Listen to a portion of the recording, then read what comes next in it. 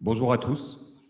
Merci de nous rejoindre pour cette deuxième table ronde, ou plutôt webinaire, intitulée « Un an après, une révolution impossible ». Alors, pourquoi cette question qui peut sembler un peu provocante, ou en tout cas teintée de désenchantement? C'est parce qu'il y a un an, jour pour jour, lorsqu'on a assisté au spectacle de milliers de Libanais qui, unis par la colère et la misère, se sont dressés contre l'oligarchie libanaise et ont porté une révolte qu'on pensait qui était à la fois inédite et inimaginable auparavant, tant par son ampleur que par sa signification, tous les espoirs étaient permis. Transcendant les barrières sociales, géographiques, communautaires, autour d'un même étendard, le drapeau national, d'un même slogan, le fameux Kelonien et Kelon, ils avaient donné l'espoir que cette révolte débouche sur une révolution, à même de transformer en profondeur et de renégocier en profondeur le contrat social libanais. Or, que s'est-il passé depuis? Après des premières victoires décisives, comme la démission du gouvernement Hariri ou l'élection de Menem Khalaf à l'ordre des bâtonniers, par exemple, cette dynamique s'est très vite heurtée à la violence des vents contraires. Alors, ces vents contraires, c'est l'aggravation de la crise économique et financière, c'est bien sûr la répression policière, le confinement sanitaire aussi, lorsqu'il a eu lieu. Tous ces facteurs ont finalement contribué à l'essoufflement, ou en tout cas donné l'impression que la dynamique révolutionnaire s'essoufflait et que cette dynamique était désormais passée du côté de la résilience du système. Et avec donc pour corollaire une forme de résignation de la plupart des forces vives de cette contestation. Alors, s'agit-il d'une fatalité? Est-ce qu'aujourd'hui, on peut de nouveau croire à un regain de cette dynamique? Et surtout, est-ce que le divorce entre la société civile et la sphère politique, qui apparaît de plus en plus prégnant, surtout depuis l'explosion du 4 août, est une fatalité? Car finalement, comment peut-on parler de révolution sans conquête de l'espace politique et sans que des forces politiques organisées puissent incarner la contestation de la rue? En définitive, comment faire en sorte que la contestation systémique se meut en transition politique? Comment faire en sorte que la révolution ne soit pas impossible? Alors, pour en débattre,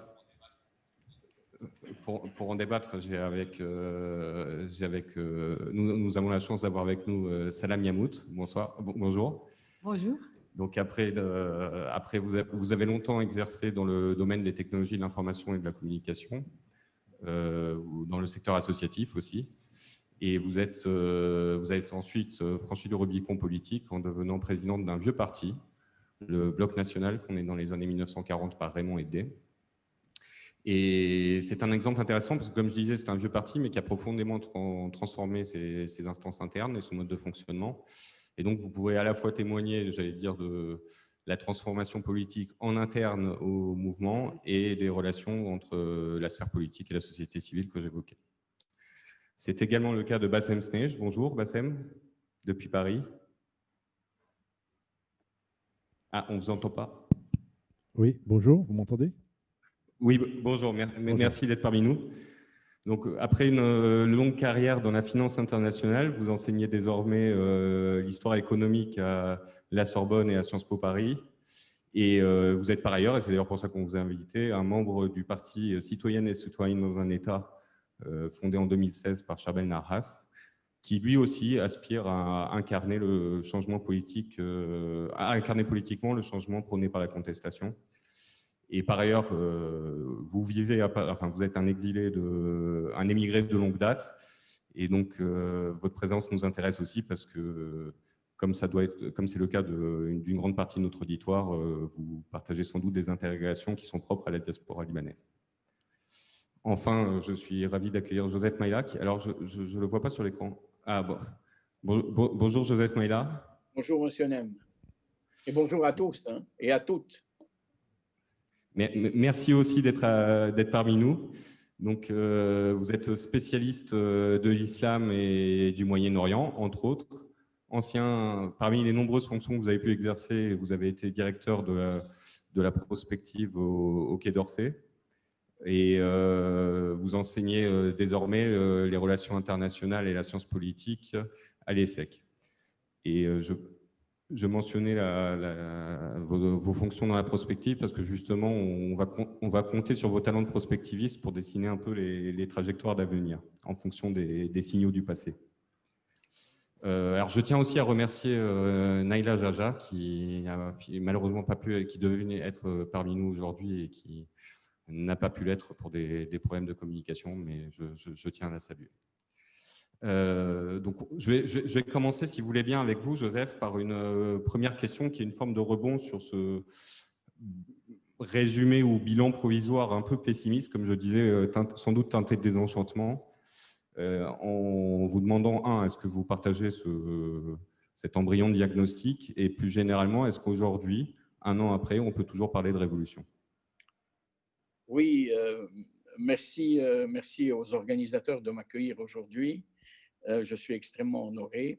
Alors, Monsieur Nem, pour répondre directement à votre question, moi, je partage effectivement le diagnostic que vous avez fait, qui est très vrai dans ses traits fondamentaux. Mais je ne suis pas d'accord sur la révolution impossible. Il me semble que ce titre m'interpelle. Elle n'est pas impossible puisqu'elle existe, puisqu'elle continue à exister même sur un rythme plus ralenti. Elle n'est pas impossible puisqu'elle a été réprimée. Et donc, presque comme dans la philosophie existentialiste, je m'oppose, donc je suis. Et donc, il y a une classe politique qui a peur et qui a tiré à balles réelles, parfois, je n'en sais rien, mais qui a fait beaucoup de mal. Et donc, il y a véritablement une résistance. Alors, moi, je dirais que c'est une révolution qui a commencé et qui n'a pas abouti. C'est une révolution qui a été arrêtée, c'est une révolution interrompue. Et je pense que la bonne question, c'est de se poser les raisons, mais sans doute M. Smedge et Mme Yamout ont des explications qui sont beaucoup plus proches du terrain que je connais moins. Il y a bien entendu des explications qui tiennent à la complexité de la situation libanaise, la lassitude, la misère économique dont vous parliez, Cyril Nem, tout à l'heure. Et moi, j'insisterai beaucoup aussi sur ce que j'appelle la différenciation des cultures politiques. Dans cette révolution, on a vu que tout le monde n'était pas au diapason. Ce n'est pas vrai de dire qu'il n'y a que des révolutionnaires, entre guillemets. Il y a des contre-révolutionnaires, de facto aussi, sur le terrain. Il y a des résistances. Donc, plutôt que de parler de révolutionnaires et de contre-révolutionnaires, ce qui va fâcher tout le monde et radicaliser l'opposition, je préfère parler de culture politique, des sensibilités politiques, de familles politiques qui n'ont pas encore rejoint le mainstream de cette révolution et de cette contestation. Et je répondrai par une dernière intervention sur la très bonne question, Cyril Nem, que vous avez posée, à savoir ce divorce entre la société civile et la société politique. Alors peut-être que le professeur... Alors, justement, je comptais revenir, et avec vous particulièrement là-dessus, si vous le voulez bien, on va aborder cette question un peu plus tard. Ah, un peu plus tard. Bon, d'accord. Donc, je m'arrête là. Enfin, c'était peut-être pour que la parole circule et que les autres intervenants puissent rebondir directement sur le constat global, sans trop s'attarder, et notamment les points de désaccord que vous pouvez avoir avec ma présentation ou les propos de Joseph Maillard. Je commence avec vous, Salam Yamout. D'accord. Merci à tout le monde pour l'organisation de ce panel. Non, je ne suis pas d'accord avec toi. Allez, Cyril, tu parles d'essoufflement. Voyons avant ce que cette révolution a accompli en un an. Et le citoyen n'existait pas, vivait dans une économie fictive, mettait son argent à la banque, quoi. Tout était bien. Maintenant, le citoyen comprend. Il rejette la classe politique, il redevient partie du positionnement. Il n'existait pas avant, maintenant il existe et il demande la responsabilité, la redevabilité aussi envers lui. Ça n'existait pas. Il y a un an seulement en colère, aujourd'hui il refuse la classe politique. Les politiciens ne peuvent même pas sortir manger hors de leur maison, ils ne sont pas bien accueillis. Macron vient, il a des foules autour de lui. Le nouveau Premier ministre, Moustapha Adib, marche dans Jemaïzé, les gens le chassent à peu près. Trois aussi, Et ce qui est le plus important pour moi… Pardon, je vous corrige, Moustapha Halim n'est pas il a été nommé, quand il a été nommé, oui. Voilà, et la la troisième chose qui est très importante pour moi, que chaque citoyen était bloqué dans sa secte, dans un système sectoral. Et maintenant, ce citoyen a commencé le 17 octobre dernier une réconciliation nationale qui n'a pas eu lieu après une guerre civile qui a duré 15 ans, qui a fait 120 000 morts. Cette réconciliation nationale a commencé il y a un an. Il y a, pas comme en 2005 ou même 2015, tout le monde est descendu, toutes les régions, vous en avez parlé. Ça, pour moi, c'est le début de la solution. Parce que nous avons découvert que nous ne pouvons pas résoudre nos problèmes avec des armes. On ne peut pas se fusiller pour arriver à une solution commune. Ce qu'il faut faire, c'est qu'il faut arriver aux solutions communes ensemble. Et c'est ce que la Révolution a fait. Et si tu parles d'essoufflement, les sondages d'opinion ne disent pas qu'il y a essoufflement. C'est les sondages d'opinion qu'on a fait il y a un an et qu'on a fait il y a 2 mois montre qu'il y a beaucoup plus de gens aujourd'hui avec la révolution. Ce dont tu parles, c'est un essoufflement dans la rue. Et c'est pas juste de mesurer une révolution seulement. Le KPI ne peut pas être seulement le nombre de gens qui sont dans une manif. N'oublions pas la répression dont Joe a commencé à parler. C'est une répression systématique contre les gens. Les gens se font fusiller, ils perdent des yeux, des mains. Ils ne peuvent pas dormir ou ils vont à l'hôpital à cause des gaz lacrymogènes. Ils sont réveillés la nuit dans leur lit par la police qui les retire et les emmène en prison. C'est pas pour tout le monde, ça. Hein. Donc, on ne peut pas accepter qu'il y ait un essoufflement dans la rue quand il y a une telle répression contre nous. Mais la révolution, elle est dans le cœur des gens maintenant. C'est dans notre âme, c'est dans notre pensée. Maintenant, le plus grand problème, c'est comment transformer ce désespoir, cette colère, ce refus de la classe politique en un changement politique. Alors, oui, je tenais juste, parce que j'ai sans doute été rapide et vous faites bien de m'avoir repris. Quand je parlais d'essoufflement, je parlais effectivement de la contestation dans la rue d'une part. Et en termes de dynamique, si on oppose la dynamique des révolutionnaires et contre-révolutionnaires, j'ai eu l'impression, et je voudrais que vous rebondissiez là-dessus, Bassem Snej, d'un basculement entre un vent du changement qui soufflait assez fort et qui s'est traduit par des victoires significatives, et des vents contraires qui, pour des raisons très objectives, hein, et il n'y a absolument pas de jugement moral là-dessus, qui tiennent à la fois à la solidarité et la résilience de la classe dirigeante et des intérêts qui tournent autour, et les situations matérielles telles que la pandémie de Covid et la politique adoptée ont fait que, de facto, l'expression de cette contestation et de cet espoir révolutionnaire se trouve fragilisée. Est-ce que vous partagez ce diagnostic ou vous aussi, vous seriez plus optimiste ? Je vais vous répondre, ça dépend.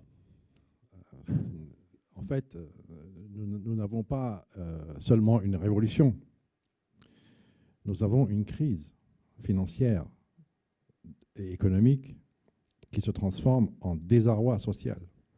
Et c'est ça le carburant de la révolution. On ne fait pas la révolution par poésie ou par hobby. On le fait par obligation.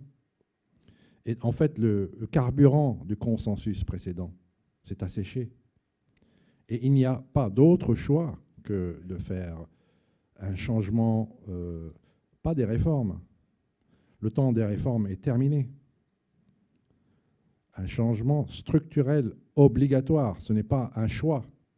C'est un processus en cours. Peut-être on peut l'appeler comme ça, puisque le président de la République française aime bien marcher. C'est une révolution en marche, face à une crise qui est elle-même en marche. Et l'essoufflement dont vous parlez aujourd'hui, c'est simplement la taille de la vague de la crise qui déferle sur les gens. Elle les déferle et elle les emporte. C'est une crise extrêmement profonde qui n'est pas une surprise. Ceux qui disent qu'ils sont surpris, soit n'ont pas regardé les traces, soit n'ont pas fait attention, soit ne veulent pas le reconnaître. Mais c'est un déferlement de crise telle que l'obligation du changement est aujourd'hui le fait dominant au Liban. Très bien, merci beaucoup. Et donc, si je suis bien votre propos, les mêmes raisons qui ont été à l'origine de la vague de contestataires, c'est-à-dire la crise économique et sociale, ont contribué dans un deuxième temps à son ralentissement. C'est bien ce que vous dites. Au ralentissement de l'action dans la rue, l'action de tout un chacun qui s'exprimait par la réconciliation nationale, qui est un sujet très important qui n'a jamais eu lieu avant, par cette expression du désir de réconciliation qui n'a jamais eu le périmètre nécessaire pour s'exprimer. Les Libanais n'ont jamais dépassé le traumatisme de la guerre civile.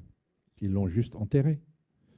Et le consensus des 6 dirigeants, entre guillemets, parce qu'ils ne dirigent plus rien du tout, ces 6-là ne sont que le miroir de la guerre civile non résolue. C'est ce consensus-là. On se tait et on fait comme si.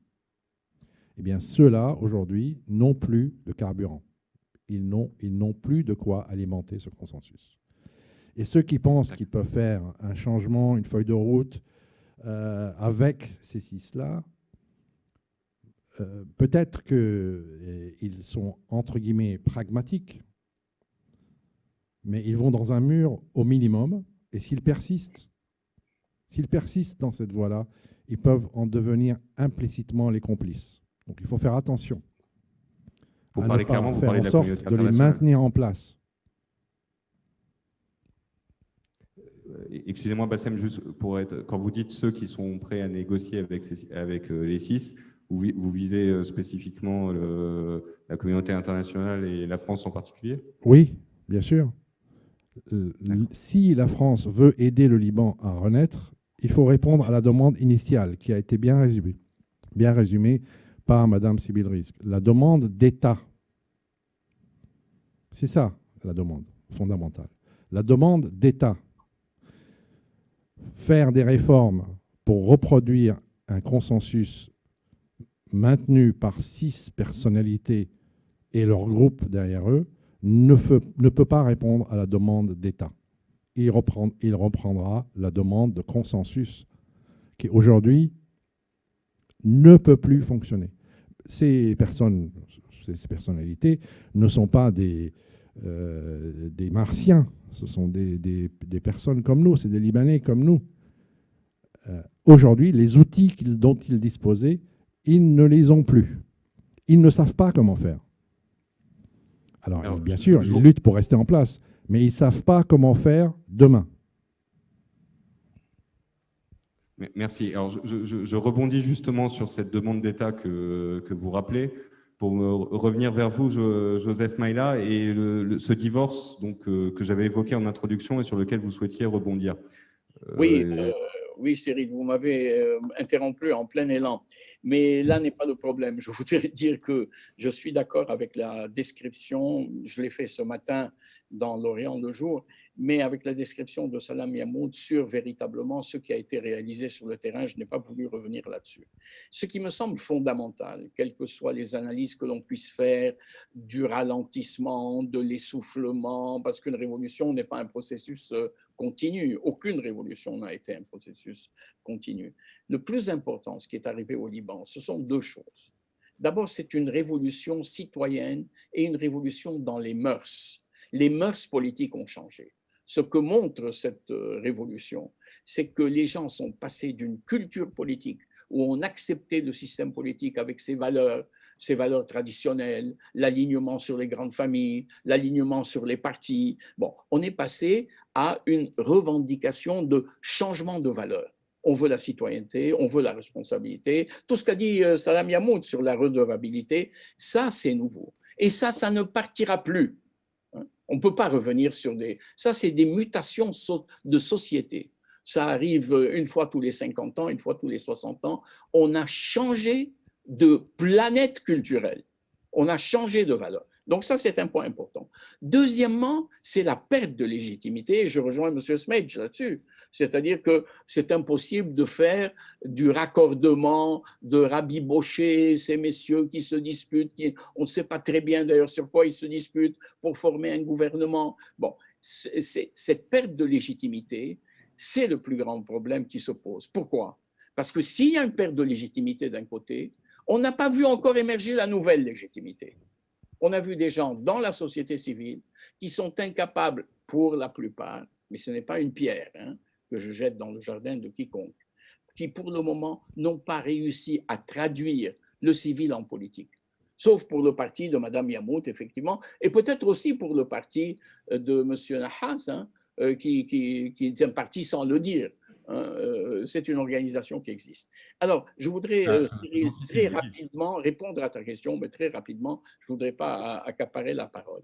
Il y a un divorce entre la classe politique et la société civile, mais c'est peut-être un réflexe de professeur. Il y aura toujours un divorce entre la société civile et la société politique. La société civile ne fait pas ce que fait la société politique. La société civile, c'est vous et moi dans notre métier, dans notre rapport à l'argent, dans notre rapport avec les autres. Je fais partie d'une association de musiciens et puis je vais me promener le dimanche avec mes enfants. Ça, c'est la société civile. Elle est aujourd'hui, cette société civile, le substitut impossible de partis politiques. Donc, qu'est-ce qu'il faut faire? Il faut simplement qu'elle traduise. On a besoin de traduire la revendication citoyenne civile en revendication politique. Et c'est là où on attend la société civile. C'est là s'il y a un reproche à faire, et je ne ferai de reproche à personne, parce que je sais combien c'est dur d'être sur le terrain, combien c'est dur d'être réprimé, combien c'est dur quand la justice n'existe pas, quand la justice indépendante n'est pas encore en place, quand la police frappe et il n'y a pas de répondant, et il n'y a personne qui assume les responsabilités. Quand un système fait en sorte d'avoir 100 milliards, je parle sous le contrôle de M. Smedj, 100 milliards de dettes, et que personne ne se pose la question de savoir, mais qui est responsable de cela? Qui est responsable? Donc, la société civile doit traduire son questionnement en programme, et c'est là où on l'attend. Que le civil fasse du civil. Mais le civil, quand il entre en révolution, fait du politique. Et on ne voit pas le politique jusqu'à maintenant, on ne voit pas suffisamment. On sait très bien que c'est une révolution citoyenne, que c'est une révolution dans les mœurs, qu'on n'a plus confiance dans le vieux, dans l'ancien, mais mon Dieu, qu'est-ce que le neuf tarde à émerger. Mais il va émerger. Il va émerger. On est dans une dynamique. Une révolution, c'est une dynamique. Ce n'est pas un événement. Ce n'est pas on dort traditionnel et on se réveille révolutionnaire. C'est un mouvement continu. Et là, il faut continuer, il faut reprendre le flambeau. De toutes les manières, il ne peut pas s'arrêter. Madame Yamout dit effectivement que nous sommes entrés dans une révolution citoyenne et M. Smedj fait un constat objectif en disant on ne peut plus continuer. Il faut des réformes structurelles. C'est impossible de continuer. Même si la classe politique voulait continuer, elle est aujourd'hui, c'est ce qui me frappe le plus, elle est inepte, elle est incapable de trouver des solutions à quoi que ce soit, au mazout, à la livre libanaise, à la circulation dans la rue. Elle est incapable de faire quoi que ce soit.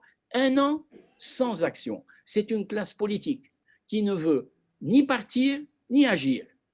Voilà le drame des révolutionnaires aujourd'hui. J'enchaîne. Voilà, je voudrais rebondir là-dessus, mais en précisant un peu la question, et vous pourrez évidemment commenter parce que c'est lié.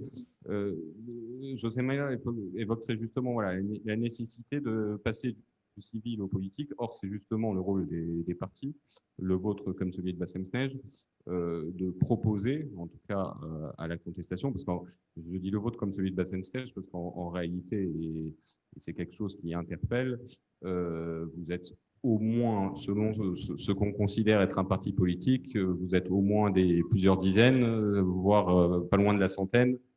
Aujourd'hui, il y a au moins c'est ça, plusieurs dizaines de formations qui, partis politiques, mouvements espérant devenir partis politiques, ou en tout cas regroupement d'acteurs qui ont vocation à porter politiquement un message. Est-ce que cette offre n'est pas surabondante d'une part, et d'autre, mais avant d'en arriver à là, comment vous avez travaillé pendant un an pour vous rapprocher de cette contestation dont aucun des partis de l'opposition n'était à l'origine, mais dont ils partagent les valeurs, Comment se fait le dialogue? Et je pense notamment, parce qu'on l'a un peu oublié, mais il y avait dans les premiers mois des immenses agoras improvisées sur les places publiques où chacun d'entre vous a pu porter ses messages. Mais on entendait aussi, enfin vous me direz si ça a été le cas pour vous, mais j'allais dire, une certaine méfiance de certains contestataires vis-à-vis de cette offre politique de transformation. On a parfois pu dire, il y a des acteurs qui cherchent à récupérer la révolution où ce n'est pas le moment de faire de la politique. Comment vous êtes heurté à cette difficulté-là, si elle existait? D'accord. D'abord, je veux dire que je suis tout à fait d'accord avec M. Maïla. Et comment nous, on voit le problème, on le voit à 3 niveaux vraiment. Le premier niveau, c'est le niveau des valeurs. Nous n'avons pas encore au Liban des valeurs partagées. Et ça, c'est très important. Pour faire une nation, pour faire un État, pour faire un pays, il faut des valeurs partagées. Et les valeurs partagées, on le fait en parlant. En parlant. Il faut discuter, il faut convaincre l'autre qui n'est pas comme nous. On a tendance à aller dans notre petit dîner avec nos amis et dire « mais nous avons raison et ils ont tort ». Ben, peut-être. Mais aussi, il faudrait parler avec l'autre pour arriver aux valeurs communes. Et les valeurs, c'est difficile de changer parce qu'on peut changer des valeurs en 10 ans quand on est dans un pays qui a besoin de solutions économiques pour 10 jours. C'est ça le paradoxe. Au deuxième niveau, et tu en as parlé, Cyril et professeur Maïla aussi, c'est le divorce entre la société civile et le gouvernement. C'est même pas un divorce, c'était une table rase. La table rase qu'on a vue en économie, dans les finances, dans les états sociaux des gens, la pauvreté, etc. C'est une table rase, mais aussi c'était une table rase politique. Il n'y avait pas de choix. Nous sommes en train de réinventer la politique. La politique, c'est pas ce que eux nous disent, les partis du pouvoir. C'est pas ça la politique. La politique, c'est les politiques publiques, c'est la vie des gens, c'est leur bonheur. Et il faut réinventer la politique avec des gens qui ne veulent plus croire en politique. Donc, c'est notre deuxième bataille, et la bataille qu'on a lancée qui s'appelle As-Sawra Siyasiya, la révolution politique, c'est de dire aux gens, c'est pas seulement nous, c'est pas seulement le bloc national, c'est pas seulement citoyennes et citoyens, c'est pas seulement professeur Maïla, c'est tous ensemble maintenant qu'il faut qu'on construise un pays. Et on ne peut pas faire ça en tant que spectateur. Et là, chacun doit choisir son rôle. Il y a du travail pour tout le monde. Croyez-moi aussi, j'ai passé 6 ans dans la présidence des conseils de ministres entre 2010 et 2016. Tout est à refaire, hein, tout. On peut compter sur rien. Donc, il y a du travail pour tout le monde. Il y a du travail pour les sociétés, pour les NGO, les ONG qui ont des revendications spécifiques. Il y a du travail pour les médias, pour les artistes, pour les poètes, pour les politiciens aussi.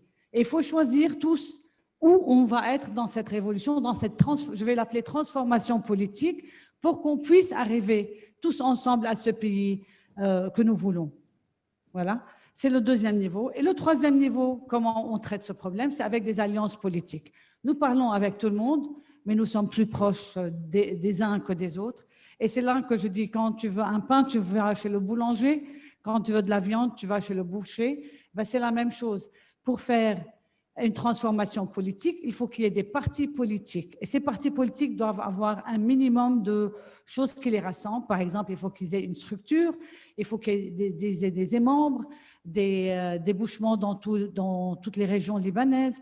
Et ils doivent être capables de produire un programme ou une position politique. Il faut qu'ils soient capables de faire leur propre financement. Donc, ce sont des conditions que nous cherchons dans des partis politiques avec qui nous essayons de nous allier. Parce qu'il y aura à la fin, comme je vois les choses, il y a la transformation politique, c'est toute la révolution, tous les gens qui ne sont pas d'accord, qui sont en colère. Et il y a des partis politiques qui font l'opposition politique ensemble. Et puis, il y a la société civile qui va revendiquer des points. Il y a les gens des mouvements qui vont faire des trucs tactiques dans la révolution. Et il y a tout le monde. Voilà comment Alors, je vois. je vais juste, et on reviendra très longuement, enfin un peu plus longuement sur la question de l'unité politique de l'opposition, parce que c'est effectivement une question essentielle. Mais juste pour revenir sur la question que je vous posais, peut-être vous la poser un peu plus précisément. Alors, nous ne sommes évidemment pas en mesure de vérifier, mais est-ce que vous avez constaté, vous, déjà, des difficultés à faire passer votre message, et à contrario, je vais prendre ce qui est sans doute le plus notable pour un parti politique, un regain massif des adhésions depuis un an? Nous sommes très fiers que nous sommes, je crois, le parti politique qui a été accepté par la Révolution. Et on s'appelle Bloc National, et comme vous avez dit, c'est Émile Eddé qui l'a formé en 1945. Donc, oui, les 3 premiers jours de la Révolution, ils nous ont regardés, ils ont dit « Ah, vous êtes un parti politique, on ne veut pas de gens politiques avec nous. » Mais on a réussi à s'intégrer et à faire partie de cette révolution parce que c'est notre ambition, passion, c'est notre passion politique de changer. Donc, est-ce que ça a été difficile? Oui, est-ce que le message passe? C'est difficile, et je vais te dire pourquoi, Cyril. C'est difficile parce que c'est pas aux questions des adhésions, etc., parce que ça se passe assez bien, surtout avec les jeunes, et là aussi, je suis très fière de ça. Le problème, c'est que les gens de ma génération sont bloqués dans les sectes, et les jeunes sont bloqués dans si tu veux, dans la liberté, un peu une autre façon de penser, de s'organiser. Ce n'est pas vraiment un problème. Ce que moi, je trouve le problème, c'est que c'est difficile de sortir de ces mœurs. Joseph Mail a utilisé ce terme. C'est difficile de sortir de nos symboles. Et je trouve que les gens sont perdus parce qu'ils savent qu'ils doivent lâcher ce navire qui est en train de couler, mais ils ne savent pas. Qu'est-ce que ça veut dire un État civil? Ils ne savent pas. Qu'est-ce que ça veut dire qu'il y a un État où tous les gens sont égaux sans qu'il y ait des sectes, sans qu'il y ait des religions avec des pouvoirs exceptionnels? Ils ne savent pas. Tout le monde n'a pas voyagé, tout le monde ne sait pas comment au Liban on peut faire un truc comme ça. Et donc, ils savent qu'ils doivent quitter le navire, mais ils ne savent pas où ils vont se jeter et ils n'ont pas toutes les assurances dont ils ont besoin de faire une décision aussi profonde que de changer leur mœurs, leur façon de penser et aller vers l'inconnu, avec des gens qui ne sont peut-être pas comme eux. Et c'est ça la transformation. Et on travaille sur ça. Merci. Bassem Sneh, je vais vous poser une question similaire, mais peut-être vue sous un autre angle. Est-ce qu'il y a un constat qui a été dressé depuis assez longtemps, enfin en tout cas depuis un an, et qui n'est d'ailleurs pas propre à la Sawra, mais qui concerne beaucoup de mouvements et de contestations politiques aujourd'hui, ça peut être les Gilets jaunes en France aussi par exemple, qui est l'extrême horizontalité de la contestation d'une part, et l'absence de structuration pyramidale, de réseau de prise de décision. Est-ce que ça, lorsqu'on est un parti politique qui, justement, lui, fonctionne sur une hiérarchie et une verticalité assez forte dans l'élaboration de ses propositions, et parce que ça reflète elle-même l'organisation de l'État, est-ce qu'il n'y a pas deux mondes qui peuvent avoir du mal à communiquer lorsqu'on est dans ce cas de figure? Et de manière plus générale, est-ce que ce réveil citoyen qui a été longuement évoqué par tout le monde, c'est une opportunité pour les partis politiques, mais à quel point, au-delà de l'aspiration citoyenne et des valeurs citoyennes que vous avez si justement, de cet éveil que vous avez si justement souligné, comment il se traduit dans les pratiques? Est-ce que là aussi, est-ce que du côté de citoyennes et citoyennes dans un État, vous sentez la volonté de s'engager davantage politiquement par rapport à l'époque pré-révolutionnaire? Alors, la réponse simple à votre question, c'est qu'on ne peut pas réinventer la roue. Et le Liban n'est pas aussi exceptionnel que souvent on a envie de le penser. C'est un pays comme un autre. Et quand il demande de construire un État, l'État est défini par des fonctions qui ne dépendent pas de l'humeur de l'un ou de l'autre. C'est une structure objective constituée d'une manière, attention au mot, mais je vais l'utiliser, universelle. Un État crédible, par exemple la France, il remplit des cases, il coche des cases, la checklist. Quand vous cochez trop peu de cases, vous n'êtes pas un État crédible. et comme le Liban ne coche aucune case, ce n'est plus un État, ce n'est pas un État. Donc voilà, combien de cases il y a, combien vous cochez, et ça vous met sur une échelle de crédibilité. Et la France est très crédible. Les États-Unis étaient crédibles, mais ils cochent de moins en moins de cases, donc leur crédibilité baisse, par exemple. Hein. Voilà des exemples d'évolution sur l'échelle de crédibilité et de la solidité d'un État. Donc la révolution au Liban, ou le mouvement de rue du Liban, n'est pas incompatible avec des partis politiques. C'est où se trouvent certains partis politiques par rapport à la crédibilité de ce mouvement qui est la question qu'il faut se poser. Le parti, et non pas le mouvement, monsieur, mais là, je vous rassure, c'est un parti politique. Nous avons des règles. Voilà. Nous avons même un programme, non pas de réforme, mais un programme complet et de sauvetage et de gouvernement. Nous avons des adhésions, des adhérents, des règles internes. Donc, nous avons une structure, entre guillemets, horizontalo-verticale. C'est une structure démocratique. On ne décide pas les choses tout seul. Vous avez, M. Smedj, un président qui est très vocal aussi. Donc on peut tout à fait. Vocal, c'est pas mauvais. Il faut juste écouter ce qui... Voilà, on peut dire n'importe quoi et on peut dire des choses bien. Ce n'est pas le vocal qui est le problème, c'est le contenu. On a peut-être trop tendance à faire du média et non pas de l'analyse. Donc, pourquoi, par exemple, M. Macron est tellement acclamé dans les rues de Beyrouth? Parce qu'il est le représentant d'un État crédible. Il est l'expression du désir d'État. Et donc, le mouvement qui s'est exprimé, qui a commencé le 17 octobre, a commencé avant, en fait. On a eu des événements en 2015 sur les ordures qui n'étaient pas ramassées. Il y a eu des mouvements peut-être pas aussi larges, mais spontanés sur les incendies. Donc, le Liban et les Libanais au Liban sont en ébullition depuis plusieurs années. Le Parti citoyen et citoyenne dans un État a parlé de la crise qui vient 2 ou 3 ans avant, mais il n'était pas entendu. Même aujourd'hui, les gens au Liban ne veulent pas croire à la profondeur de la crise qui les traverse parce qu'elle leur pose un tel défi de changement dont Salam Yamout a parlé. C'est extrêmement difficile pour, entre guillemets, la société civile de confronter cela sans vision d'avenir.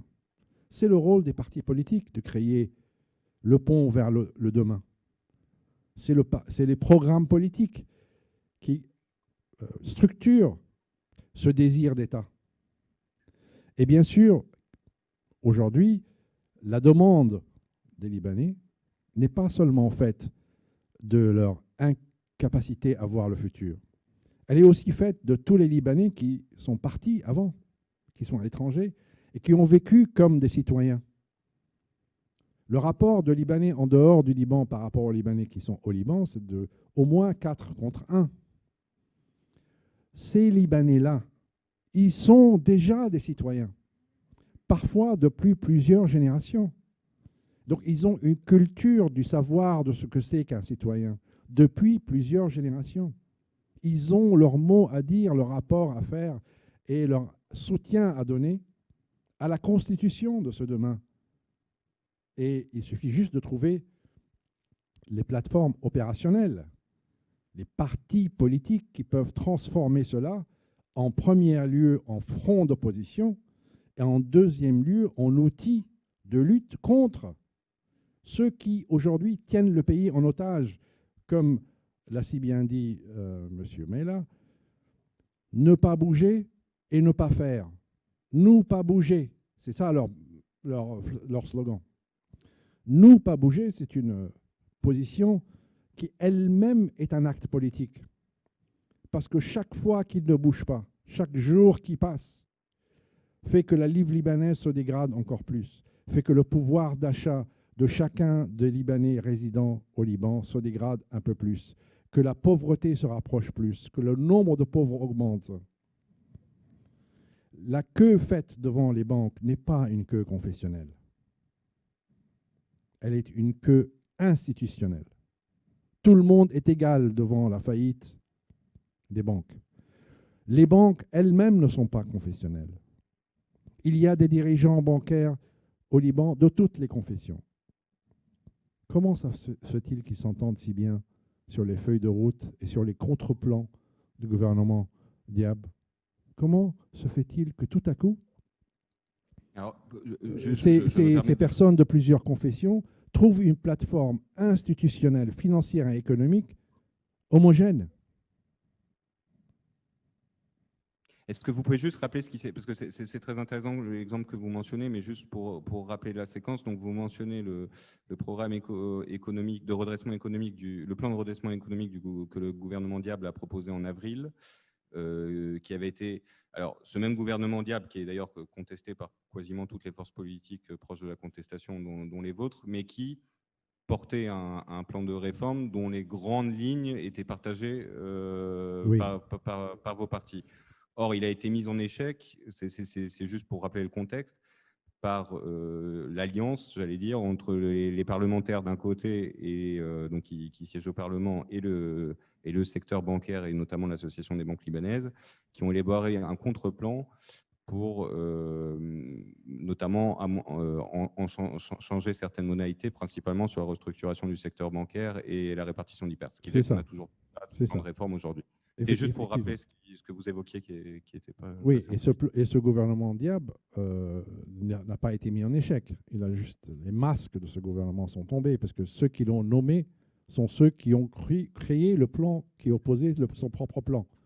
Le gouvernement Diab, c'est un peu une équipe qui est sortie de la discipline qu'on lui a donnée. Le gouvernement Diab est nommé par ceux qui sont représentés par l'Association des banques libanaises, par ceux qui trouvent la ressource précédente qui s'est asséchée de leur modèle politique, la trouver dans les banques libanaises. Les banques libanaises, la Banque centrale et le gouvernement libanais et son déficit, ce ne sont pas trois entités séparées. C'est la même entité déployée sur trois plateformes différentes. Il faut ne pas tomber dans le piège de l'illusion. M. Salamé M. Riyad Salamé, le gouverneur de la Banque centrale libanaise, a une grande compétence financière. Mais compétence et légitimité ne sont pas la même chose. On peut être un très grand informaticien et un criminel informatique en faisant du hacking. On peut être un très très grand financier et un criminel financier parce qu'on sait très très bien tricher le système. Monsieur Salamé et la Banque centrale ont une compétence technique qui a été dévouée à un agenda, allez, prononçons le terme, criminel, puisque cet agenda-là crée des morts au Liban. Ce n'est pas théorique. Le non-État, qui est la résultante de cette formule de vol financier systématique organisé au niveau économique, produit l'explosion du port. L'explosion du port est un symptôme tragique, suite de plusieurs autres symptômes tragiques de cette situation. Et alors, excusez-moi, mais merci. Je voudrais revenir avec vous, Joseph Maïla, sur un point qui était un peu antérieur, lorsque Bassem Snej a évoqué l'inaction comme mantra politique de la classe dirigeante. Et derrière ce constat, il y a la question du temps. C'est à la fois vrai finalement pour la classe politique traditionnelle, donc qui a fait du gain de temps et du report incessant des réformes, j'allais dire, une constante politique. Mais est-ce que ce n'est pas aussi un problème qui se pose pour les partis de la contestation qui ont à gérer deux problèmes aux temporalités très différentes? C'est-à-dire d'un côté une crise économique immédiate, urgente, qui, comme l'a souligné Bassem Snej, appauvrit chaque jour un peu plus la population et dont il faut trouver des remèdes très vite, et une ambition de transformation politique qui est bien plus large, qui dépasse largement la question de la résolution de la crise, même si elle peut être vue comme une condition, qui, elle, nécessairement demande du temps, surtout s'agissant de forces politiques neuves. Comment on concilie ces deux temps et est-ce qu'on peut concilier ces deux temps? lorsqu'aujourd'hui on prétend prendre le pouvoir pour porter les idées de la révolution au pouvoir? Oui, et pour répondre à votre question, Cyril, qui est un peu difficile, hein, il faudrait pouvoir concilier les deux temps, c'est-à-dire le temps court, qui est celui des réformes, des gens qui veulent manger, des gens qui veulent se rassurer sur l'avenir, qui ne payent pas, qui ne peuvent pas payer l'écolage de leurs enfants. Tous ces problèmes-là sont des problèmes immédiats, ils sont dans le temps court. Et puis il y a le temps long, effectivement, qui viendra plus tard, enfin plus tard. Il est aussi court, mais disons qu'il est un peu moins court dans la mesure où construire une constitution, bâtir des institutions, tout le monde sait que ça ne viendra pas du jour au lendemain. Mais comment on fait quand on est dans la politique pour concilier ces deux temps? On fait un projet, on fait un programme, on établit des priorités. Or, ce gouvernement, sur les priorités les plus immédiates, pas ce gouvernement, la classe politique, a été incapable de faire avancer quoi que ce soit. Alors, on peut dire deux choses.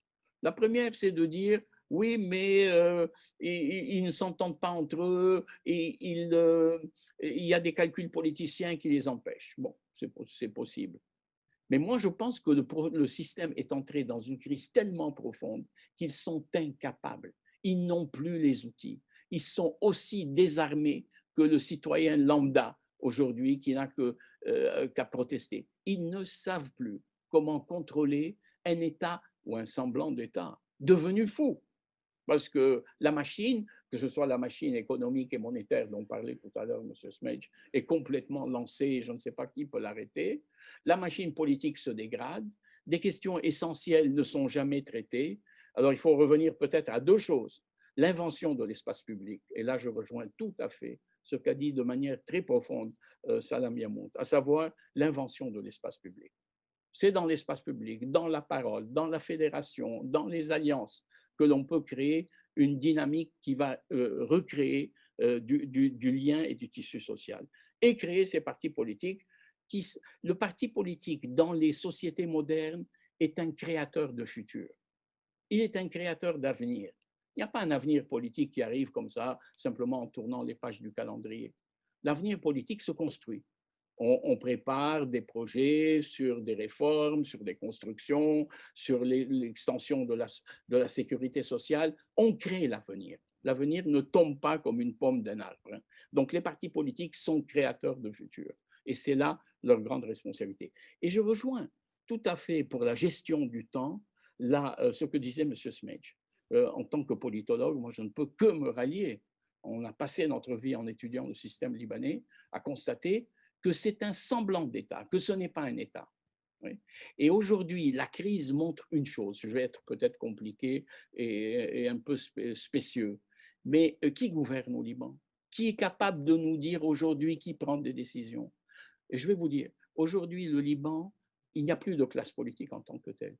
Il y a une classe politique composée de classes politiques. C'est ce qu'on appelle en sciences politiques, c'est pour ça que je m'excuse, mais j'ai vu qu'il y avait un public étudiant. Il y a ce qu'on appelle une polyarchie. Il y a plusieurs pouvoirs au sein du pouvoir. C'est une polyarchie décisionnelle non étatique. C'est-à-dire que si moi je m'intéresse au pétrole et à l'énergie, ben écoutez, je vais prendre mon petit secteur et je vais décider. Si j'estime que moi je dois protéger le sud Liban en créant ma propre milice, je vais le faire et je vais m'opposer aux autres et leur opposer tout ça. Et dans tout ça, il y a véritablement, il n'y a pas de fonctionnement d'État. Il n'y a pas une centralité politique. Il n'y a pas une décision collective. D'où la difficulté à faire des gouvernements. Incapable de créer une autorité centrale qui peut décider. Dès que quelqu'un dit quelque chose, il y a immédiatement de la contestation. Et effectivement, la demande d'État, c'est le fondement de cette révolution. Alors, M. Smedge disait quelque chose sur lequel je vais rebondir de manière un petit peu sentimentale. Hein. Il disait, quand M. Macron est venu, les gens qui l'ont applaudi, les Libanais qui l'ont applaudi dans la rue, alors qu'ils n'ont applaudi aucun politicien libanais qui, de toutes les manières, n'aurait pas osé se montrer sur la place publique, c'est qu'ils ont reconnu en lui l'État. Hein. Donc, Napoléon se promenant sur le port de Beyrouth. Hein. C'est cette figure. Peut-être. Mais je vais vous dire, moi, ce qui m'a beaucoup choqué dans cette affaire, c'est que cette classe politique, elle est pingre, elle est braquée sur ses intérêts, et elle n'a pas de compassion. Quand on fait de la politique, on aime les gens. Ces gens n'aiment pas les gens. Et ce qu'on a reconnu chez le président Macron, c'est cette compassion. Quand je pense, je ne vais pas le nommer, mais vous allez le reconnaître, qu'il y a un monsieur, il y a un responsable politique important, qui est passé à la télévision et qui a pleuré la mort du général Sleiman, comment il s'appelle, Grassemi. Il a pleuré la mort d'un général iranien et qu'il n'y a pas eu une larme, une compassion, un mot de ces gens sur les anonymes du port, ceux qui ont sacrifié leur vie sans même savoir ce qui leur tombait dessus. Moi, c'est ça qui me... c'est-à-dire qu'on est arrivé dans un système tellement desséché d'intérêts communautaires, articulés sur des intérêts égoïstes, qu'on n'est pas capable de pleurer politiquement les morts qu'on a occasionnés. Et pour moi, c'est la faillite morale absolue de cette classe politique. Je m'excuse de parler avec un peu de sentimentalité dans des affaires où nous sommes des analystes. Merci. Mais je crois que le diagnostic est tout à fait partagé par les deux autres intervenants. Je voudrais quand même revenir, vous avez utilisé le terme de polyarchie. Dans la tribune que vous avez mentionnée, que L'Orient le Jour a publié ce matin, il y a une phrase où ce n'est pas le terme polyarchie, mais celui de pluralisme anarchique. Et si vous le permettez, je vais lire la citation dans son intégralité, parce que elle n'était évidemment pas dessinée comme ça dans la tribune, mais je voudrais en faire une que vous la commentiez d'abord, Joseph Mailla, et qu'ensuite, je voudrais vous interpeller là-dessus, parce qu'à mon sens, elle peut vous interpeller. Tout se passe en effet comme si le pluralisme anarchique qui constitue la culture politique la plus ancrée du pays s'était reflété dans la désorganisation de la société civile. Et si je ne me trompe pas, Joseph Mailla, lorsque vous parlez de la désorganisation de la société civile, vous incluez les partis de l'opposition qui veulent porter les revendications politiques de la société civile. Oui, Cyril, pour répondre très vite, je ne veux pas accaparer la parole. Oui, je me suis avancé sur cette idée que nous avons une profonde tradition libanaise de pluralisme. Ça, c'est contesté par personne. Et le pluralisme est quelque chose de formidable.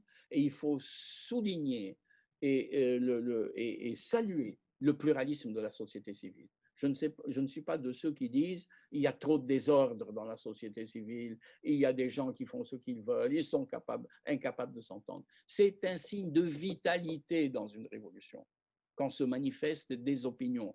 C'est l'espace public de Salam Yammoud, en disant on va discuter, on va parler. Donc je salue cela. Mais j'ajoute un mot en disant la tradition libanaise qui nous a conduit à cette catastrophe politique, c'est ce qu'on peut appeler un pluralisme non régulé ou un pluralisme anarchique. Nous avons besoin de régulation.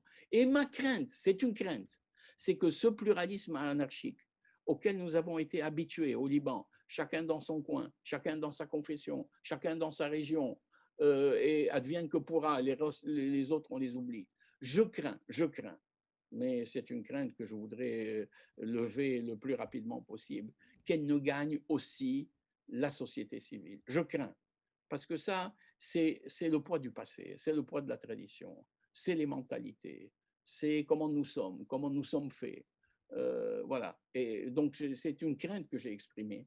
Et je voudrais effectivement que la société civile, si dynamique, si effervescente aujourd'hui, ne tombe pas dans ce travers qui consiste à dire ma région d'abord, ma communauté d'abord, etc.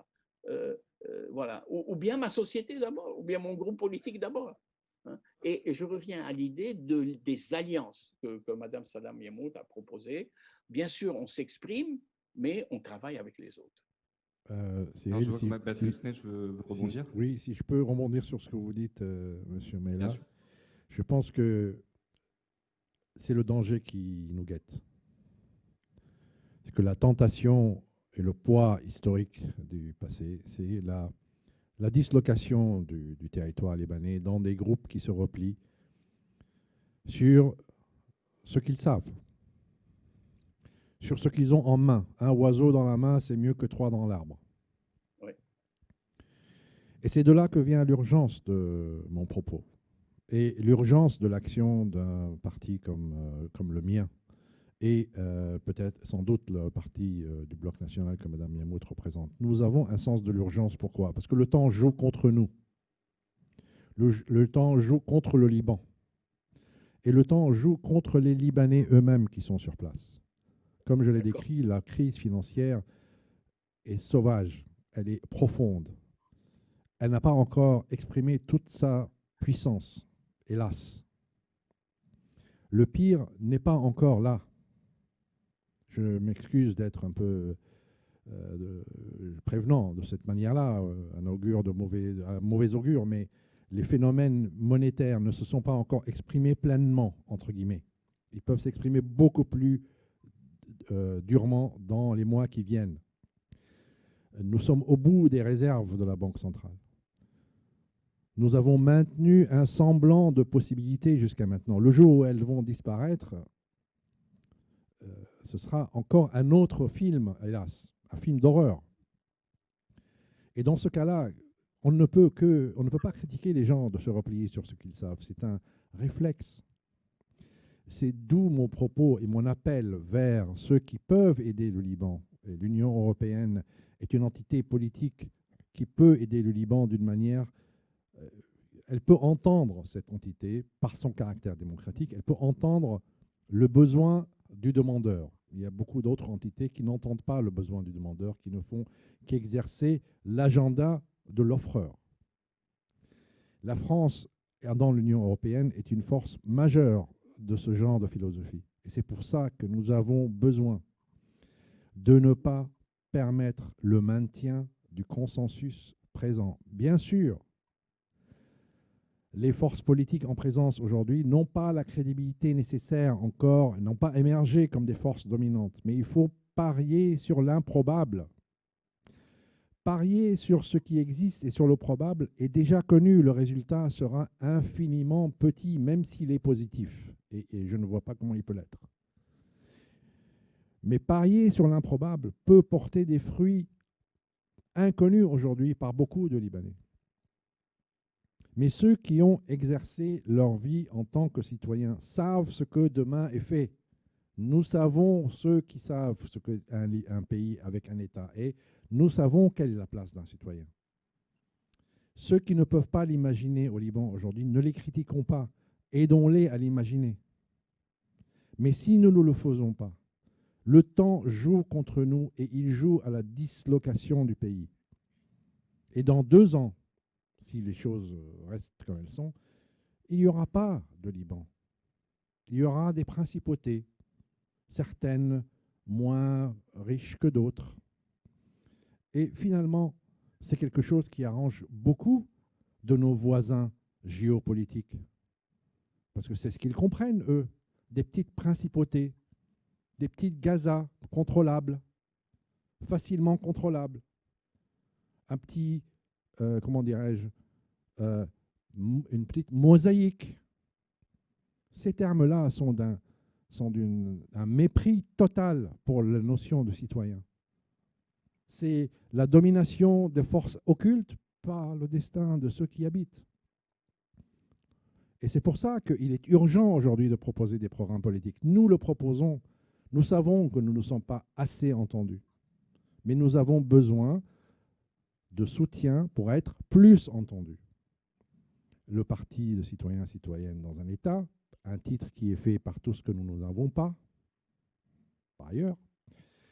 Le parti du Bloc national, d'autres partis, tous travaillent pour essayer de proposer un programme. Ça peut sembler étrange de proposer un programme dans cette incertitude totale.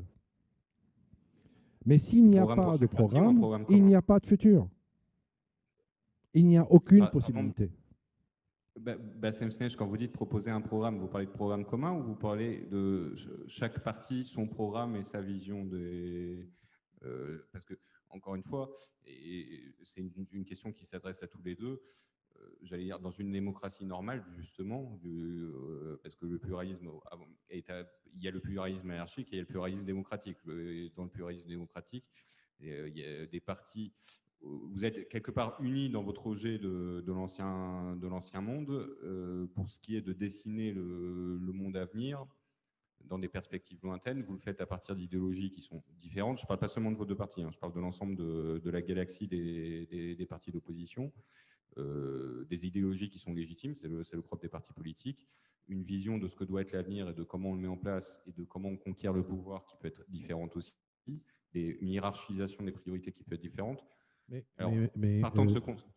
Je voulais juste répondre à votre question précise. Monsieur Maïla a parlé du temps long et du temps court. Encore une fois, il ne faut pas réinventer la roue. Nous avons aujourd'hui une échéance. Aujourd'hui, elle est incontournable. 100 milliards de dettes, pas de réserve de change. On peut faire des phrases sur beaucoup de sujets. Mais ce fait-là, il est incontournable. Quand on parle du temps long et du temps court, le temps court, distribution des pertes. Dans le geste, la politique, la manière dont on distribue les pertes dans ce pays est un miroir et une source du temps long. Parce que la philosophie adoptée, distribuer les pertes, ce n'est pas un problème technique, c'est un problème politique. Problème de justice sociale et financière. Un problème de justice sociale, oui. Monsieur Salamé, qui laisse la livre se dévaluer, c'est une décision politique. Il socialise la perte. Il la fait payer à tout un chacun. Nous proposons de faire autrement, de ne pas distribuer la perte aveuglément sur chacun, de prendre des décisions politiques, de dire qui va payer, plus qui peut payer. Eh bien, ceux qui peuvent payer paieront, et ceux qui ne peuvent pas payer devront être soutenus. Ça, c'est une décision politique. Elle est dans le temps court, mais elle prévoit ce que l'État de demain sera fait. Un État qui est solidaire, qui distribue et les pertes et les revenus. Merci Bassem Snech. Justement, vous mentionnez la question de la répartition des pertes. Ça fait partie des nombreuses questions où on peut constater qu'il y a une réelle unité de vision dans tous les partis d'opposition. Il y a d'autres questions où c'est moins le cas. Et je vais donc vous poser deux questions en une. C'est la miamoute, parce qu'il faut laisser quand même un peu le temps de relayer les questions du public aussi. Mais donc, je vous pose deux questions qui sont à la fois séparées et corrélées. La première, c'est cette nécessité d'unité que vous semblez affirmer. Elle est proclamée par toutes les forces d'opposition, en particulier les vôtres. Or, concrètement, un an après, c'est quand même un an, on n'a pas encore vu les fruits concrets. Il y a eu des documents communs signés, des communiqués communs, notamment je pense à deux communiqués communs que vos deux partis ont signés en septembre sur des questions ponctuelles. Il n'y a ni programme commun. Si instance de dialogue il y a, elle n'est pas officielle. Et on perçoit mal de l'extérieur aujourd'hui sur quoi bute concrètement cette alliance. Pourquoi ça a pris autant de temps? Et quand je dis sur quoi bute, c'est très précisément aujourd'hui où se situe le problème du point de vue de l'unité politique, à la fois entre vos deux partis et plus largement sur l'ensemble du spectre des forces de contestation. Oui, mais avant, je voudrais faire un petit pas en arrière parce que c'était très intéressant ce que Bassem et le professeur Maïla ont dit. Il était très clément avec eux, professeur Maïla. Ce n'est pas une polyarchie, c'est une mafia légale et organisée. Nous sommes face à une mafia. Et si on comprend quel était le but de leur pouvoir, si on comprend que leur but, c'est d'être corrompus pour financer leur campagne électorale et politique et dépenser l'argent public comme ils veulent, on comprend tout. On comprend tout. Et donc, il n'y a pas d'autorité centrale par design. Par design, il n'y a pas d'autorité centrale. C'est le Conseil des ministres ensemble qui fait toutes les décisions et qui a tellement de pouvoir concentré sur ce Conseil des ministres ensemble. Ils peuvent retourner une loi ou l'avis de la Cour d'audit ou l'avis de Majlis Shura Dawli, le Conseil institutionnel. Et c'est pour ça qu'ils sont corrompus. Alors, comment faire pour les enlever? Dans n'importe quel pays normal du monde, quand un pays rentre en faillite, le Premier ministre, il démissionne. Tous doivent démissionner. Dans n'importe quel pays normal, quand il y a une explosion qui est due à à des causes, comme on nous dit, bureaucratiques et de corruption, etc., tout le gouvernement, du chef de l'État jusqu'à tout le monde, doit aussi démissionner. Rien, comme si rien n'était. Donc, quand nous sommes face à cette mafia qui retient le pouvoir, comment faire pour percer, pour faire les choses? Parce que le problème n'est pas dans les solutions existent. Nous avons un programme short term, long term, citoyen aussi. On a fait des communiqués ensemble, pas seulement avec citoyens, avec beaucoup de partis, dont beaucoup de partis de gauche et de droite, sur la situation financière, sur la loi électorale, etc. Donc, les solutions existent, mais le problème, c'est l'exécution, l'implémentation. C'est qui va, quels sont ces sites, cette personne qui vont devenir le bras exécutif de ce gouvernement, qui vont pouvoir prendre ces décisions douloureuses pour mettre le pays sur la bonne voie. Et où sont les désaccords? Et comment? Est-ce qu'ils vont le laisser travailler, puisqu'il n'y a pas de rapport de force aujourd'hui? Et c'est pour ça que je reviens vers le rôle du citoyen. Il n'y aura pas de changement s'il n'y a pas un bon rapport de force. Si les gens ne sont pas unis vers cet état, cette vision de cet État que nous voulons tous ensemble, et que ces gens soient beaucoup, et qu'ils puissent mettre beaucoup de députés dans le Parlement, à moins que j'ai une baguette magique et que je les fasse disparaître, ce que je n'ai pas, à moins que je fasse une autre guerre civile pour s'entretuer, ce que je ne suis pas d'accord parce qu'on a essayé et ça n'a pas marché. Donc, la seule voie que je vois aujourd'hui, c'est qu'on soit beaucoup plus, que le rapport de force change, qu'il y ait beaucoup plus de gens contre eux, vocalement, etc., pour qu'on puisse les forcer à se retirer et que quelqu'un vienne exécuter ces programmes très jolis que tout le monde a et qui ne sont pas fondamentalement très différents l'un de l'autre. Alors, c'est pour ça, si on veut changer le rapport de force, le Bloc national a dit, eh bien, il faut s'unifier, il faut qu'on soit unis. On a essayé au début d'unifier tout le monde. Et on a vu ici, on a parlé déjà de la différence entre un parti politique et une ONG, etc.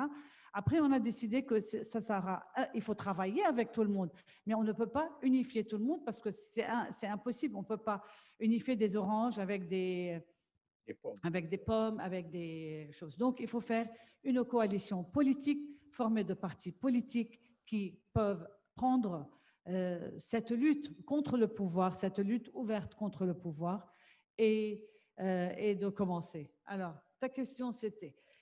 Où en êtes-vous dans ce travail de coalition voilà, et qu'est-ce qui la freine aujourd'hui? Alors, il y a eu des communiqués sur des topics, sur des points avec les autres. Il y a une unité maintenant avec citoyens. Il y a eu 2 communiqués politiques communs et nous sommes en train de travailler ensemble aussi étroitement.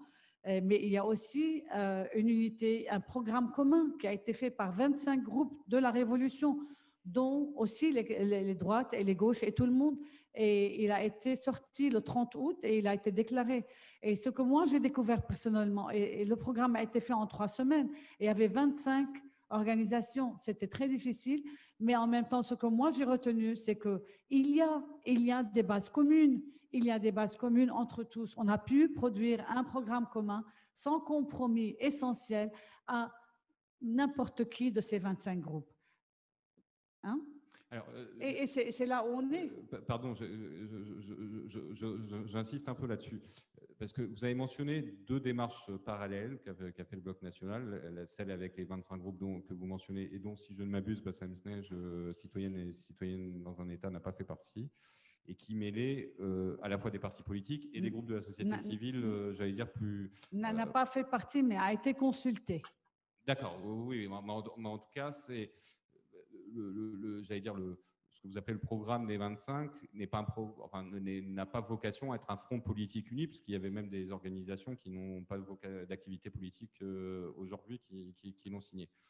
Les tractations que vous menez avec citoyennes et citoyennes dans un État et peut-être d'autres partis, vous nous direz, là, j'imagine, c'est pour élaborer un programme commun au sens plus classique du terme, c'est-à-dire un programme de gouvernement. Ma question est, quand je fais il y a un paradoxe entre le constat que l'on peut faire, qui est indépendamment j'allais dire, des horizons idéologiques dont vous venez, qui sont différents, vous partagez l'essentiel pour ce qui est de la dénonciation du système, et y compris les mesures urgentes à mettre en œuvre. Or, il n'y a toujours pas de programme commun, il n'y a toujours pas de conférence de presse commune, il n'y a toujours pas de... Qu'est-ce qui bloque? Non, il n'y a pas de bloc, c'est un processus. Le fait qu'il n'y ait pas une conférence de presse ne veut pas dire que nous ne travaillons pas étroitement ensemble. Hein? Mais vous vous rendez bien compte que du point de vue des citoyens libanais, on ne la voit pas, cette alliance. On peut l'attendre, on peut... Mais aussi parce que les spectateurs, les citoyens libanais, ils doivent sortir de leur rôle en tant que spectateurs dans une salle où ils voient un film de cinéma. Ils doivent être impliqués. Avant qu'ils ne soient eux-mêmes impliqués dans ce processus, il n'y aura pas il y a pas un show comme ça. C'est un truc qu'on va faire ensemble. Le changement, ça va prendre toute notre énergie, tout ce qu'on a, tous, pour arriver à vaincre une classe politique. Ça fait 30 ans qu'ils sont une mafia, qu'ils ont leurs moyens, qu'ils ont tout contrôlé. Et Bassem a parlé de la Banque centrale. Je parle de 70% de la population sous le seuil de pauvreté. Mais c'est gigantissime. Une classe politique qui fait une explosion de la troisième plus grande au monde sans dire pardon. Ils n'ont même pas dit « excusez-nous, on est désolé ». Mais c'est incroyable. Donc, ce n'est pas nous, on va faire la conférence de presse et tout le monde va être bien. Non, nous travaillons ensemble, tous ensemble, avec Mouatinoun. On travaille aussi avec d'autres, on travaille avec d'autres partis aussi sur des trucs, sur des fois des communiqués, comment on dit ça, topical, sur un sujet. Des positions de principe. Voilà. Et il faut qu'on continue à travailler. Et ce qui bloque, ce n'est pas ni le programme en commun, ni la vision commune des choses qu'on est déjà. Ce qui bloque un peu, c'est, si tu veux, la gouvernance, comment faire et quand. Donc, ce sont des modalités d'opération plus que ce sont des problèmes fondamentaux dans la vision des choses. Et comme je dis, il y a plusieurs programmes communs qui ont été faits qui démontrent qu'il y a déjà de l'espace commun entre tous les mouvements de la révolution. Maintenant, le grand truc, c'est que comment avoir le rapport de force nécessaire pour continuer vers une opposition qui pourra donner quelque chose. Et à quelle échéance? Hein? À quelle échéance? Quand est-ce que cette opposition réunifiée que vous appelez de vos voeux prendra réellement forme publiquement? En théorie, ça devrait être fait hier, hein, ou il y a un an. C'est pour ça que je vous pose la question. Mais le processus compte parce que, nous sommes en train de réinventer la politique. Et ce qui est très important pour nous, en tant que Bloc national aussi, c'est la représentation démocratique des gens, la façon dont ils se organisent pour créer leur leader. Parce que ce qu'on est en train de faire, c'est qu'on veut créer des nouveaux leaders politiques qui sont redevables aux gens. On doit créer des gens qui doivent écouter, il devrait y avoir un processus. On est en train de créer des processus comme si ce n'est pas Salam Yamout et Pierre Issa qui vont décider qui va être l'électoral de notre parti. On est en train de penser aux primaries, d'avoir une façon de nous-mêmes, le parti va décider qui sont ses représentatifs. Donc, et ça prend du temps. Et ça, il faut bien le faire parce que nous sommes en train de rechanger, de réinventer toute la politique pour faire un nouveau système qui est aussi redevable, pas un système comme celui dont on est en train de payer le prix aujourd'hui. C'est là où on retrouve un peu la question des deux temps évoqués tout à l'heure, mais si vous voulez bien, parce qu'on a pris un peu de retard, et il y a quand même des questions très intéressantes qui sont posées par notre auditoire. Alors, je ne vais pas pouvoir toutes les relayer, mais je voudrais vous en soumettre quelques-unes. Peut-être pour aller plus vite, comme ces questions ne sont pas nominatives pour la plupart, je vous demanderai à l'un des intervenants, celui qui veut, de répondre à l'une des questions. Il y a une question qui porte sur quelque chose qu'on a abordé mais pas évoqué en profondeur, qui est l'immigration massive provoquée par la crise. Et derrière cette question, il y a toujours en termes de dynamique de la contestation et donc de capacité de mobilisation des partis que vous représentez, l'impact de cette immigration. Est-ce que c'est un vrai problème auxquels vous êtes confrontés. Et je vais vous la poser à vous, Bassem Snesh, parce qu'il se trouve que vous avez fait ce choix de l'émigration pour des raisons complètement différentes il y a très longtemps, et que vous avez fini par vous engager politiquement. Donc, quelque part, est-ce que c'est un obstacle pour les partis politiques et la révolution? Et d'autre part, comment on peut mobiliser ceux qui font le choix d'émigrer et qui donc ne peuvent plus contester dans la rue? En fait, ce qui est curieux dans votre question, c'est que ce n'est pas tellement pour des raisons différentes. En 1976, les raisons n'étaient pas différentes de celles d'aujourd'hui, celles de la non-existence d'un État. Donc en 1976, des gens émigrés, beaucoup de ma génération ont émigré, sont devenus des citoyens d'autres pays, pour les mêmes raisons, avec les mêmes acteurs. Les 6 que vous voyez aujourd'hui, pour 80% d'eux, ils étaient déjà là. Donc, mais on avait su qu'à l'époque, ils avaient gagné, on a compris qu'il n'y avait pas de place, donc on est parti. Aujourd'hui, ils ont continué de gagner. Et donc, pour les mêmes raisons, les gens émigrent. Parce que en 1976, c'était une guerre, une destruction par les armes. Et aujourd'hui, c'est une destruction par l'économie. À la fin, le résultat humain est le même. Aucun avenir, aucun destin, aucune maîtrise de son destin. C'est pour ça que les gens émigrent. Les gens émigrent pour les mêmes raisons du Mali, de la Côte d'Ivoire, du Vietnam ou d'Amérique latine. Toujours les mêmes raisons. Pas de destin, pas de maîtrise de l'avenir, pas de parole, pas de citoyenneté. Ils émigrent. Donc on n'est pas spécial. Le Liban n'est pas spécial. Il est totalement normal. Il est totalement normal d'émigrer pour ces raisons-là. Elles sont universelles. Tout le reste de la superstructure confessionnelle n'est qu'un outil de marketing de l'existant. Et ceux qui y participent sont complices. Le patriarche, le moufti et toute autre entité religieuse ont un intérêt objectif commun au maintien de l'équation telle qu'elle est. Et je suis sûr qu'ils se parlent au téléphone gentiment le soir. Et les Libanais sont les dindons de la farce. Ils sont otages de ce système. Il est donc normal qu'ils émigrent. Et aujourd'hui, l'ajustement de la crise financière, économique et sociale se fait par les gens, par l'émigration. Et c'est le prix terrible qui, en fait, détruit le pays, détruit l'avenir de tout pays. Et donc, oui, l'émigration pose un problème majeur, mais je dirais que c'est si on veut résumer, tout objectif politique aujourd'hui au Liban, c'est d'inverser ce besoin.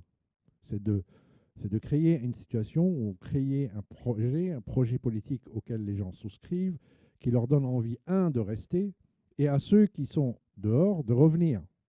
Puisque tout projet politique demain au Liban dépendra, d'une manière ou d'une autre, du regain de la confiance dont a parlé le panel précédent. Comment gagner la confiance? C'est-à-dire que la diaspora, entre guillemets, libanaise va devoir avoir de nouveau confiance à remettre sa capacité financière d'abord, mais humaine ensuite, dans ce pays. Je rappelle que la source de l'équation précédente, du consensus précédent, était pour grande partie dépendante de la diaspora libanaise, qui envoyait de l'argent. Le Liban, avant la crise financière, avait un déficit structurel commercial de 15 milliards de dollars par an. C'est-à-dire que le train de vie du Liban, c'était une facture de 15 milliards de dollars par an. C'est ça le résumé. Au moins la moitié de cette facture était payée par la diaspora libanaise. Au moins la moitié, parfois beaucoup plus. Et donc demain, le Liban sera toujours déficitaire, quel que soit le programme politique qu'on met. C'est un petit pays, il va être dépendant de l'étranger. Mais un État dépendant de l'étranger, c'est autre chose qu'un peuple dépendant de l'étranger. Parce qu'un État protège le peuple, défend les intérêts d'un peuple. Mais un peuple sans État est lié à l'étranger d'une manière incontrôlée. En fait, il est otage de l'étranger. Un peuple est otage de l'étranger quand il n'a pas d'État. Et demain, nous n'avons pas de choix autre que celui de faire en sorte que la confiance revienne. Et pour cela, il y a des conditions simples à remplir. Alors, juste pour compléter, parce que vous avez évoqué le rôle économique traditionnel de la diaspora, est-ce que pour vous, c'est un levier politique? Le Bien financement sûr. de l'économie libanaise par la diaspora peut-il devenir un levier politique? Est-ce que, par exemple, les choix d'investissement individuels de chacun des Libanais, lorsqu'ils plaçaient pour dire les choses clairement, tous les Libanais qui ont placé leur argent en banque contre des taux d'intérêt importants ont, sans le vouloir, contribué au système et aussi contribué à la crise. Donc, est-ce que finalement, le rôle économique peut se transformer dans des choix politiques conscients? Bien sûr, on vote toujours avec son argent d'une certaine manière quand on en a, mais je pense que les déposants, il faut les diviser en deux parties, les victimes et les complices. Un fonds d'investissement qui met de l'argent au Liban à 15% d'intérêt, on ne peut pas le plaindre. Ce n'est pas une victime.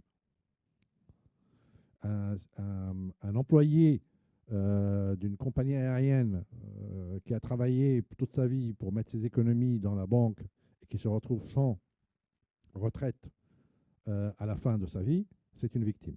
Et il faut diviser entre guillemets les déposants en deux parties et ne pas oublier, parce que ça aussi, il faut qu'on sache qui on est avant de dire ce que l'on veut, 50% au moins des Libanais avant la crise n'avaient pas de compte en banque. Parce qu'ils n'avaient pas assez d'argent pour avoir un compte en banque. Donc aussi, il ne faut pas non plus penser qu'on est Monaco. On est un pays qui avait un problème économique et social bien avant la crise de 17 octobre.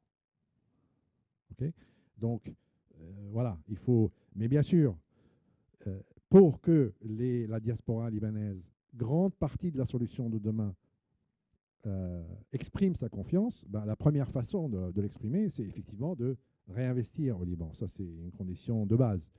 Mais je pense qu'elle a son mot à dire dans la gouvernance d'un pays de demain parce qu'elle a l'expérience d'une gouvernance d'un État ayant vécu cela par sa citoyenneté ailleurs.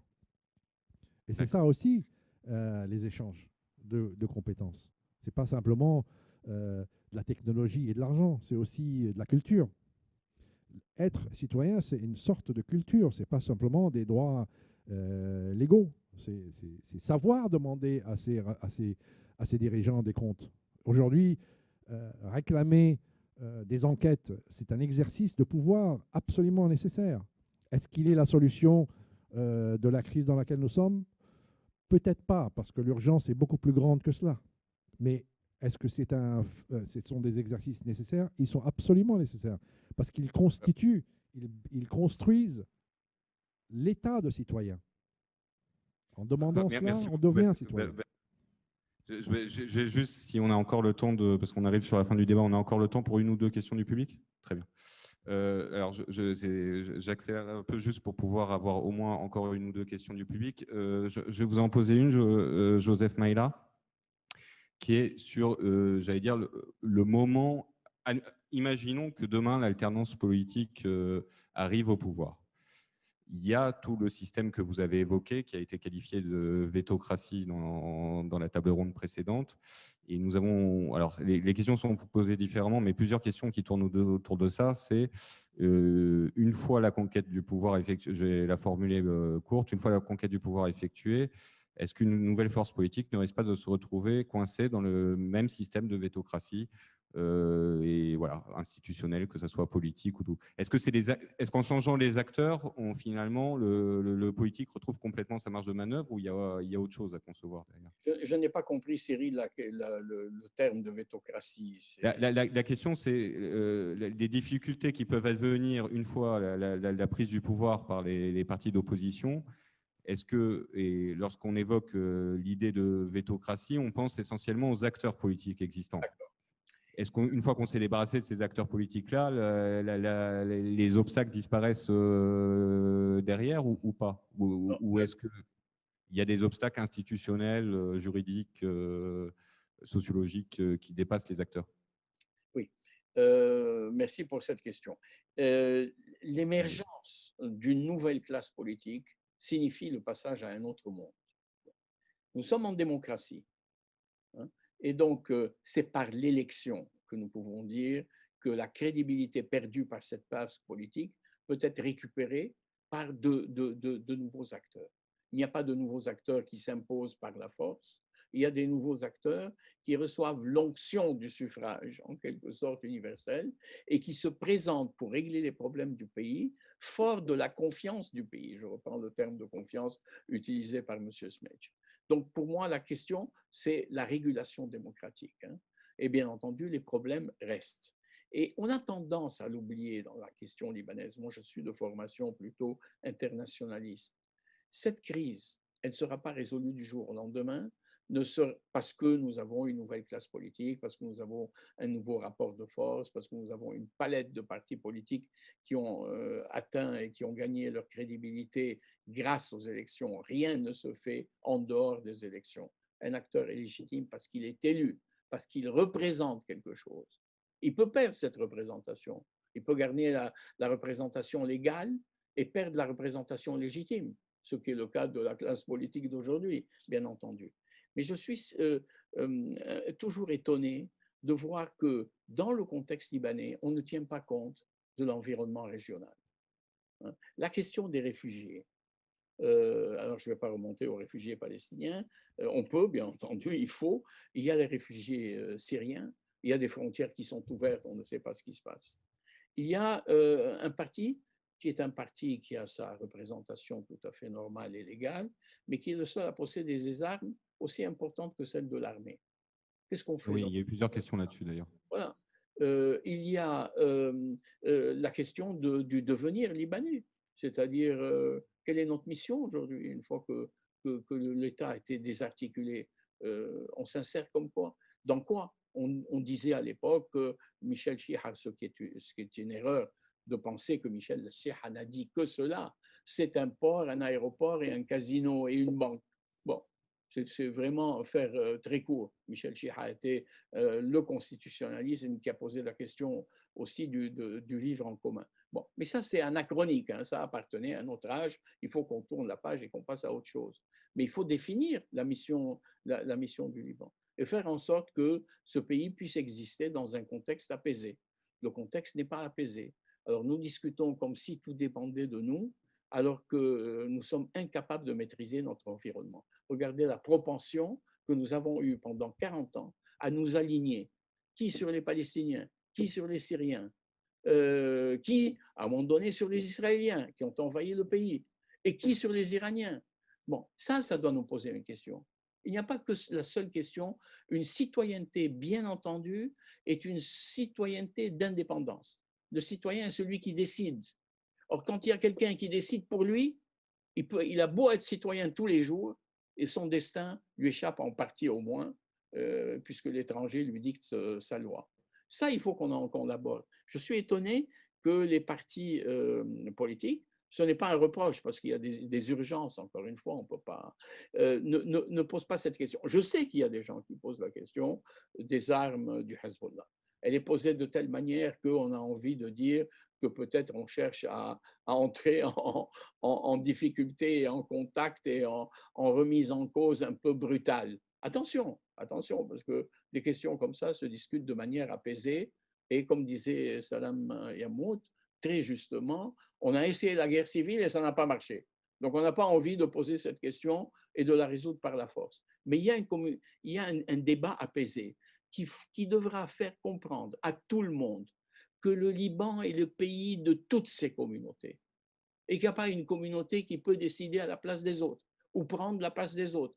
Même si à un moment donné, mais nous avons eu dans l'histoire du Liban, une communauté se sent plus forte que les autres. Et alors toujours plus forte que les autres, pourquoi? Parce qu'elle s'appuie sur d'autres. C'est ça le paradoxe. On n'est pas fort parce qu'on est fort, mais parce qu'on on a l'appui de plus fort que soi. Alors ça sert à quoi? D'aller chercher des appuis à l'extérieur pour s'imposer à ses propres concitoyens. Donc il y a une question dans la citoyenneté, il y a une dimension d'identité et de respect de l'identité des autres et peut-être de détachement par rapport à des identités extra-régionales. Ça ne nous empêche pas d'appartenir au monde arabe, ça ne nous empêche pas, et même ça devrait nous inciter à prendre toute notre place dans la dynamique arabe qui est aujourd'hui défaillante, mais accepter que d'autres décident à notre place, c'est quand même aussi une atteinte directe à l'idée même de citoyenneté. Le citoyen est celui qui exerce son pouvoir à l'intérieur de son pays, mais sur tous les domaines. Il ne dit pas la politique étrangère, ce n'est pas mon problème. Non, et là, je voudrais qu'on ait une conception de la citoyenneté globale. Jusqu'à maintenant, les problèmes de citoyenneté ont été posés en termes de participation, de redevabilité, de justice sociale. La question que posait M. Smedge, qui va payer la facture? Bon, il y a une redistribution de la dette, mais elle se fait selon des principes de justice sociale. Sinon, c'est n'importe quoi. Et toujours, ce sont les mêmes qui font payer aux mêmes, c'est-à-dire aux pauvres, hein, le poids de la dette. Mais une citoyenneté, c'est global. Et dans notre cas, nous sommes un pays qui est coincé entre deux pays extrêmement forts. Dans notre cas, la dimension de la politique étrangère devrait entrer dans la citoyenneté. Il faudrait qu'il y ait un débat apaisé là-dessus et comprendre cette propension, cette inclination, à chaque fois qu'il y a une question régionale, d'aller voir on est avec qui, nous. Et on commence par être avec nous-mêmes, hein, parce que les autres font la politique qui les intéresse eux-mêmes. Et ça, c'est pas un mystère, hein. C'est une défaillance dans la culture politique du pays. C'est-à-dire que nous n'avons pas suffisamment ancré le système ou le sentiment d'appartenir à une nation ou à une communauté nationale, disons. Il n'est pas suffisamment fort, de telle sorte qu'on cherche ce manque dans l'identité ailleurs que dans notre propre identité. Il faudrait un peu notre identité et puis voir comment on peut l'intégrer dans l'identité arabe la plus large. Merci beaucoup, Joseph Maya. Dernière question, en essayant d'aller vite, je suis désolé, on a pris un peu de temps, mais qui me semble importante toujours et qui rebondit un peu sur ce qu'on a dit. Alors, c'est plusieurs questions, mais qui disent à peu près la même chose. Certains des auditeurs disent qu'ils finalement, ils sont encore assez peu sensibilisés, à part sur les réseaux sociaux, sur les messages que vous portez.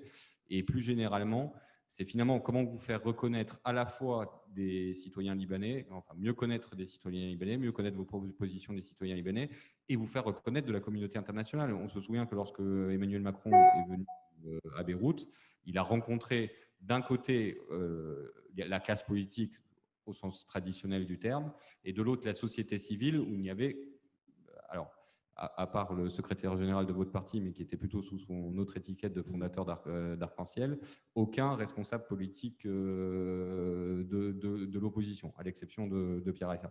Donc, comment vous faire reconnaître de ces deux alliés, ou en tout cas de ces deux forces sur lesquelles vous comptez?